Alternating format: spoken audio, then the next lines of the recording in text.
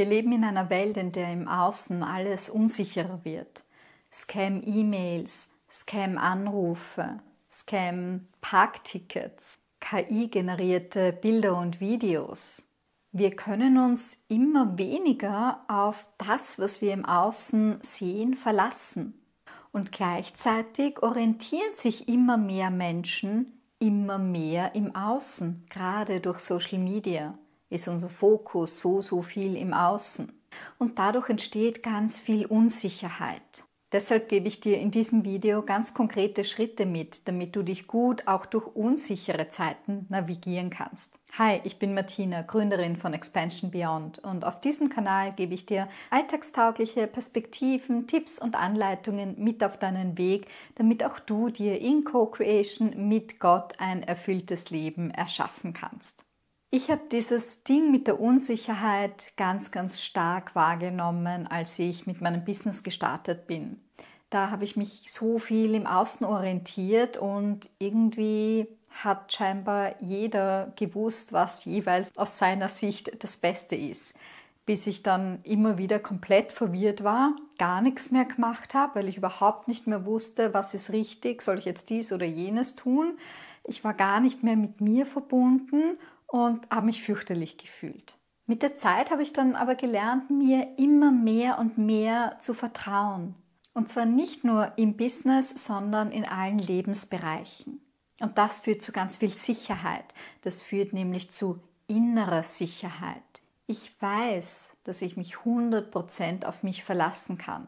Ich weiß, dass ich mir 100% vertrauen kann. Wie kommt man aber zu so einem unerschütterlichen Vertrauen in sich selbst? Wie geht das? Wie kannst auch du das für dich etablieren? Nicht, indem du deiner Intuition folgst. Und das klingt jetzt vielleicht seltsam, denn du hast bestimmt schon oft gehört, folge einfach deiner Intuition. Das Ding mit der Intuition ist, das ist erfahrungsbasiertes Wissen, das du unbewusst ganz schnell aufrufst, aber Intuition basiert auf deinen Erfahrungen. Solange du dir nicht bewusst bist, welche Muster in dir ablaufen, solange du deine Wunden aus der Vergangenheit nicht geheilt hast, solange du nicht sehr reflektiert über deine Muster bist, solange kannst du deiner Intuition nicht wirklich trauen. Ich gebe dir da ein Beispiel aus meinem Leben, damit du das besser greifen kannst. Als ich auf die Fachhochschule gekommen bin, nach dem Gymnasium, da war eine Frau in meinem Jahrgang, die konnte ich nicht ausstehen. Meine Intuition hat mir gesagt, irgendwas ist verkehrt mit dieser Person, mit dieser Frau. Ich mag die nicht. Und dann wurde mir aber bewusst, dass diese Frau wirklich so einer ehemaligen Schulkollegin von mir ähnlich schaut. Und diese Schulkollegin von damals, die hat mich einfach schlecht behandelt. Ja, die hat mich angelogen, die hat mich hintergangen. Und diese Frau, die nichts dafür kann für all das, die hat der Schulkollegin einfach wahnsinnig ähnlich geschaut. Und deswegen hat meine Intuition so reagiert und hat gesagt, Alarm, Alarm, das ist gefährlich. Oder ein anderes Beispiel, ich war lange in einer gewaltvollen Beziehung, wo egal was passiert ist, ob ich jetzt irgendwas damit zu tun hatte oder nicht, wenn irgendwas schiefgegangen ist, habe es immer ich abgekriegt. Und dann war ich in einer neuen Beziehung mit einem ganz friedvollen, liebevollen Partner und der Locher ist kaputt geworden. Wir haben Dokumente abgelegt oder so. Und dann haben wir irgendwas gelocht und da ist was abgebrochen am Locher. Also der Locher war einfach kaputt. Und meine Intuition hat sofort Alarm geschrien. Hat sofort gesagt, Achtung, Achtung, du bist in Gefahr, diese Situation ist gefährlich. Und ich war völlig verwirrt, als nichts passiert ist. Was für die meisten Menschen völlig normal ist, dass nichts passiert, war für mich nicht normal. Meine Intuition hat gesagt, Achtung, Gefahr. Also das meine ich damit, wenn ich sage, du kannst deiner Intuition nicht blind vertrauen, wenn du nicht sehr reflektiert über deine Muster bist. Was ist jetzt mit dem Bauchgefühl? Das hört man ja auch ganz oft. Folge deinem Bauchgefühl, hör auf dein Bauchgefühl. Auch davon rate ich dir ab. Denn im Bauch sitzt ganz oft die Angst. Mein Bauchgefühl hat mir dringend davon abgeraten, diesen YouTube-Kanal zu eröffnen. Mein Bauchgefühl hat geschrien, nein, mach das nicht, das ist falsch, weil da einfach die Angst sitzt. Es ist besser, wenn du deine Aufmerksamkeit auf deinen Herzraum richtest. Schau einfach, hey, wenn ich mir das vorstelle, was ich machen möchte, wird mein Herzraum weit oder fühlt sich das eng an? Geh mit dem, was Weite erzeugt in deinem Herzraum. Das ist in der Regel ein besserer Indikator als dein Bauchgefühl. Und selbst wenn du in dir sicher bist, okay, das ist der Weg, den ich gehen will oder das ist so, wie ich auf diese Situation reagieren möchte, heißt das immer noch nicht, dass du es dann auch wirklich tust.